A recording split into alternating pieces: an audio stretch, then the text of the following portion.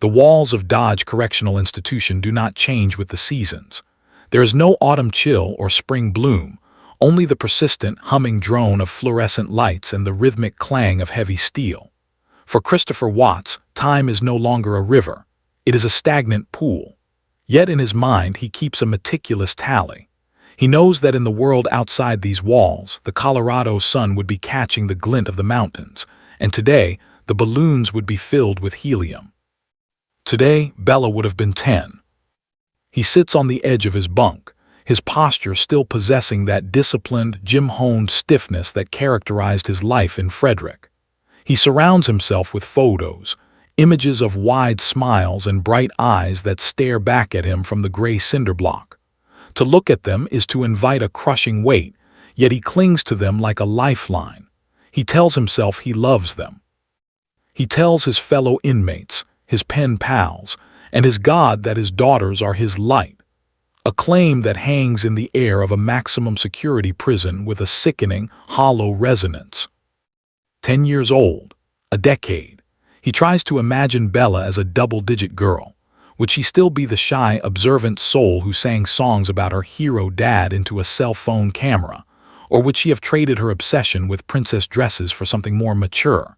He remembers her soft voice, the way she was always a bit more hesitant than her firecracker younger sister, Celeste. Tell me you love them. You're welcome. We love you. Say love Get your you. candy. Oh yeah, that's in here. Bella was the one who felt things deeply, the one who looked at him with a quiet, soulful intensity. In the quiet of his cell, he performs a ritual of remembrance. He speaks to the photos. He prays for her soul, seemingly detached from the fact that he is the reason her soul required a journey to the afterlife so prematurely.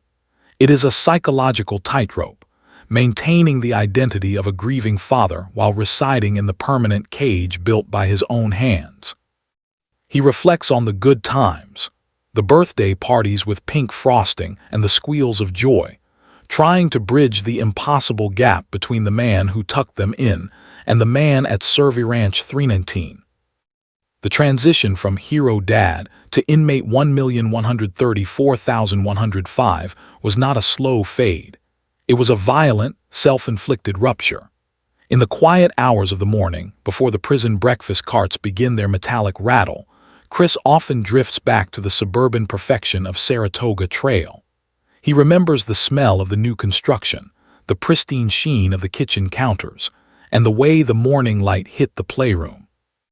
In those memories, he isn't a monster. He is the man who meticulously packed lunches and fixed broken toys. He fixates on the love he felt, or the love he convinced himself he felt. To Chris, love was a series of tasks performed correctly. He was the calm one, the one who balanced his wife Shannon's vibrant, high-energy personality with a quiet, stoic reliability. He thinks of Bella's 5th birthday, just months before everything collapsed.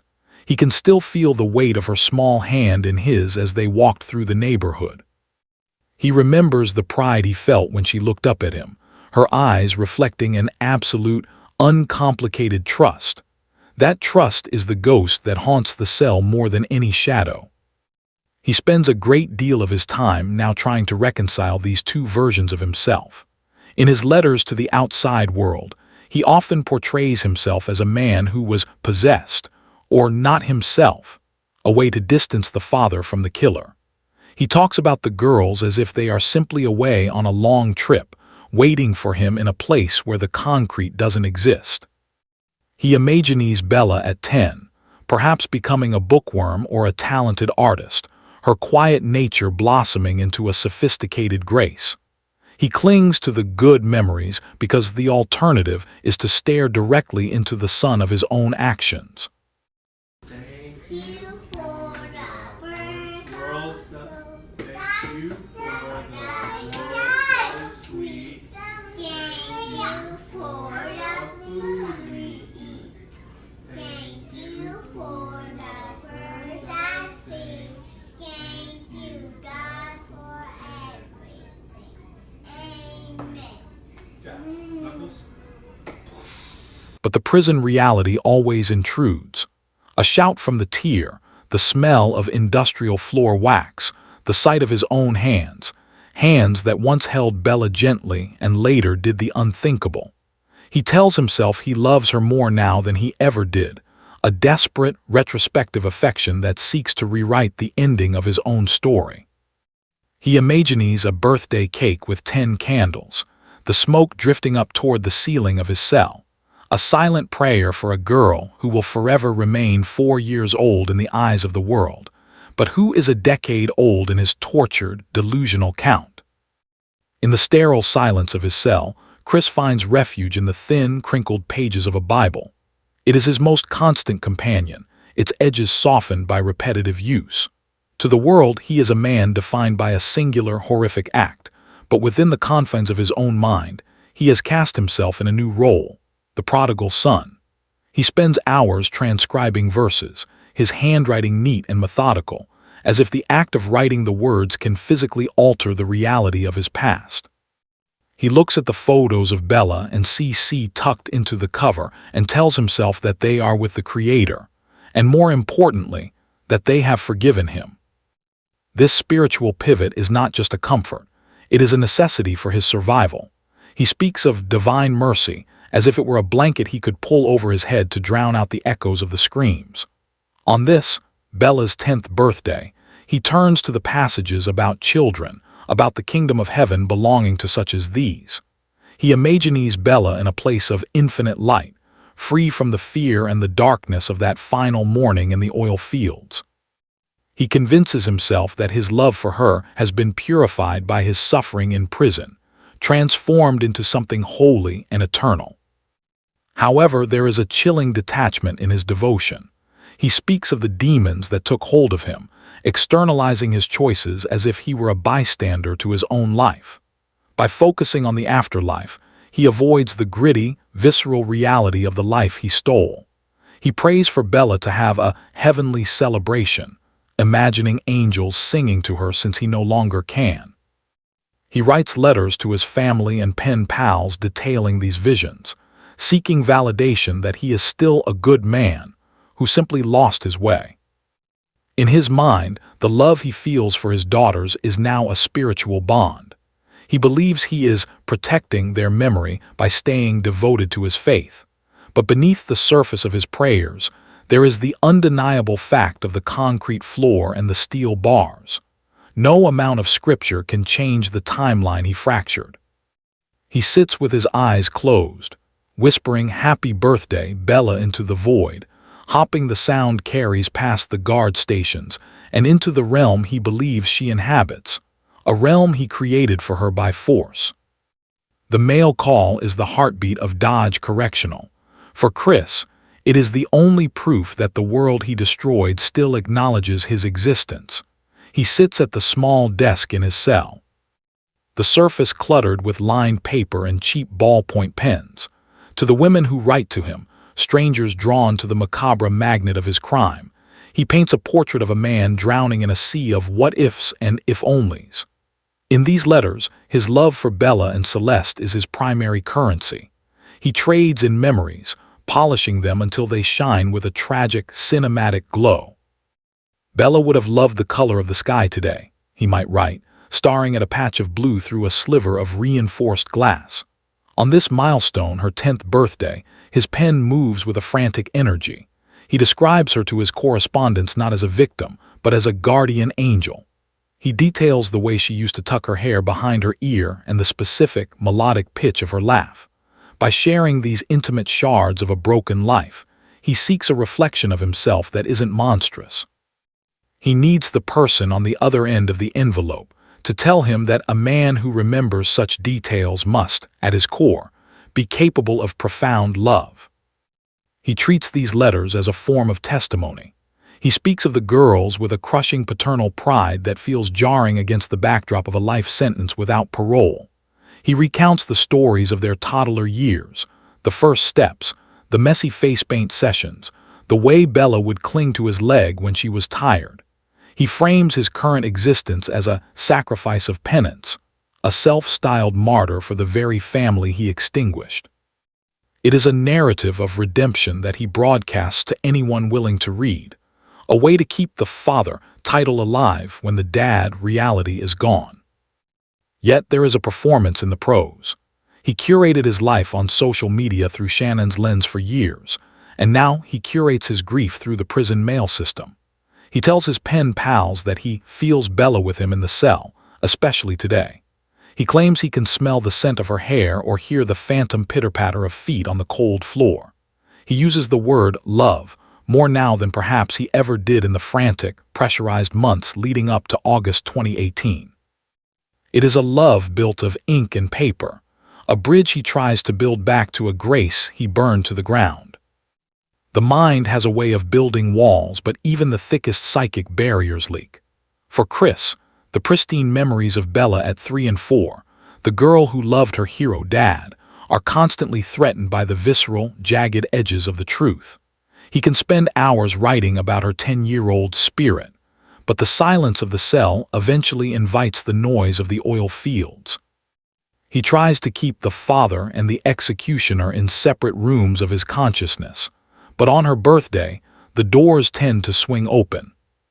He remembers the drive, that long, dark journey toward the horizon where the sun was just beginning to bleed into the Colorado sky. He remembers the weight of the girls in the back seat, the way the world felt fragile and quiet. When he speaks of his love now, he has to bypass the memory of those final moments at Survey Ranch 319. He has to ignore the way Bella looked at him, that soul-crushing, perceptive gaze of a child who realized the world had shifted. He has to block out her final words, the ones that have been etched into the public record and the nightmares of millions. To maintain his sanity, he performs a feat of mental gymnastics. He tells himself that the event was a momentary fracture in his soul, an anomaly that doesn't define the real Chris Watts. He looks at the photo of Bella's birthday from years ago and tries to convince himself that the man in the picture is the only one who truly existed. But the location of his current residence, a cage, is the ultimate rebuttal.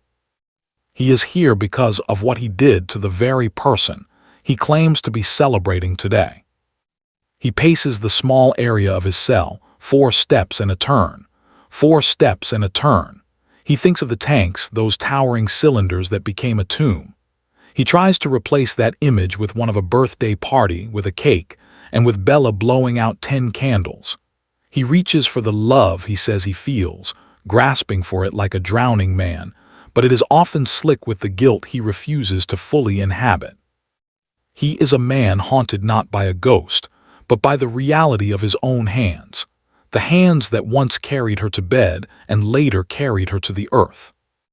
In the hierarchy of the yard, there are crimes, and then there are sins.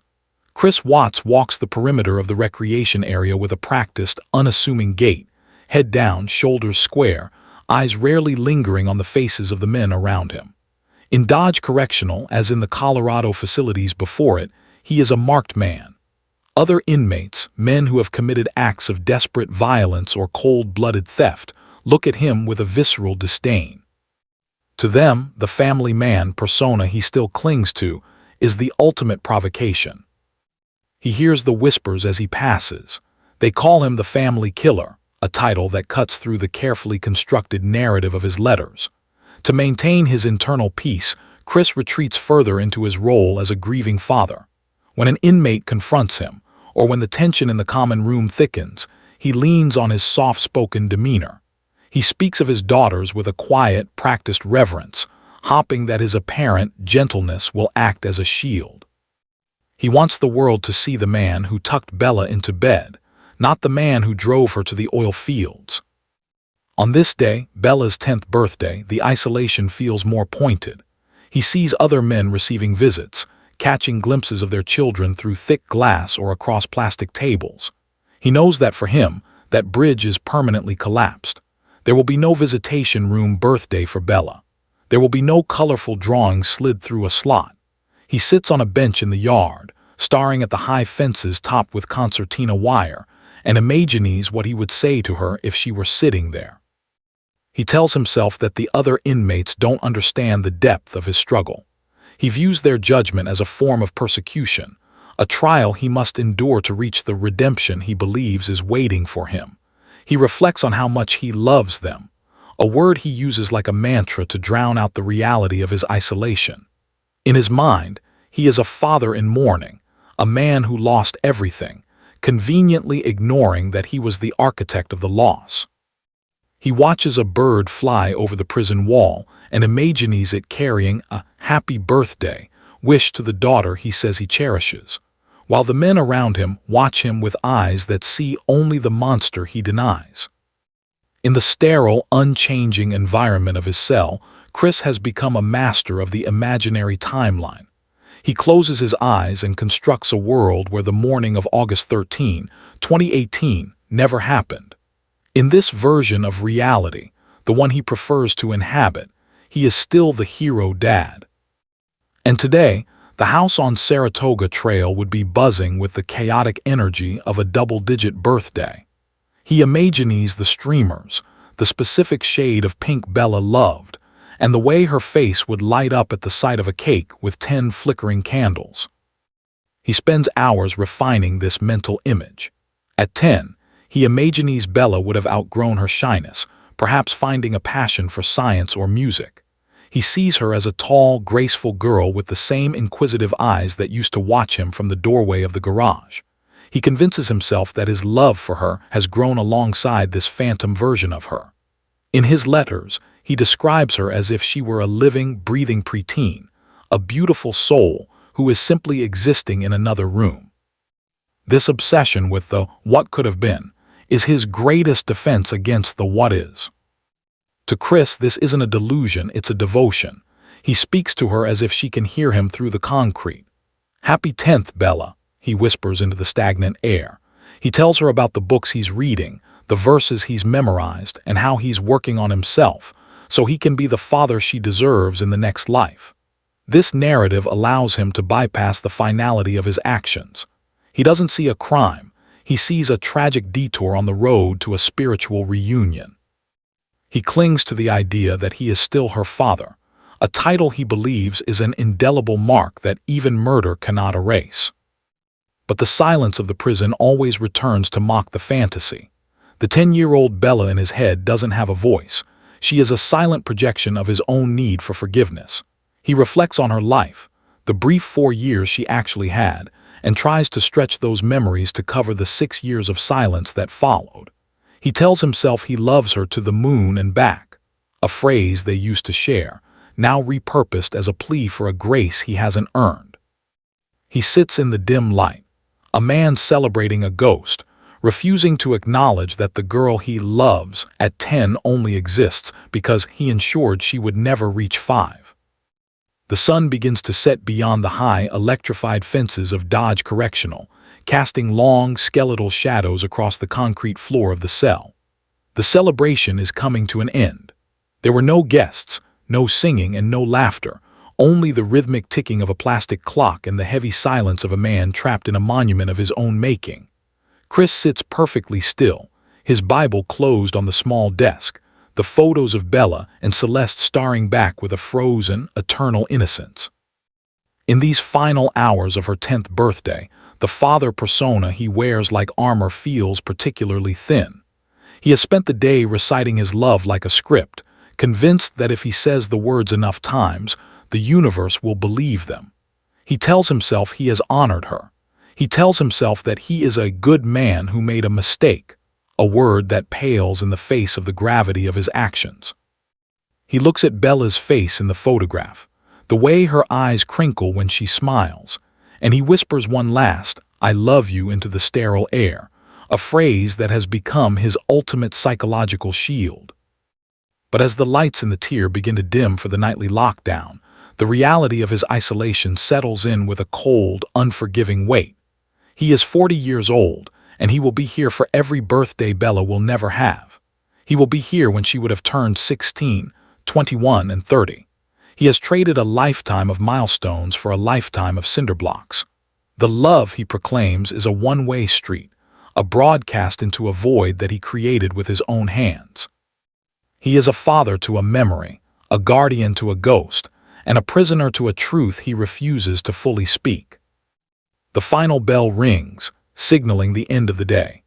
Chris climbs into his bunk, pulling the thin, industrial blanket up to his chin.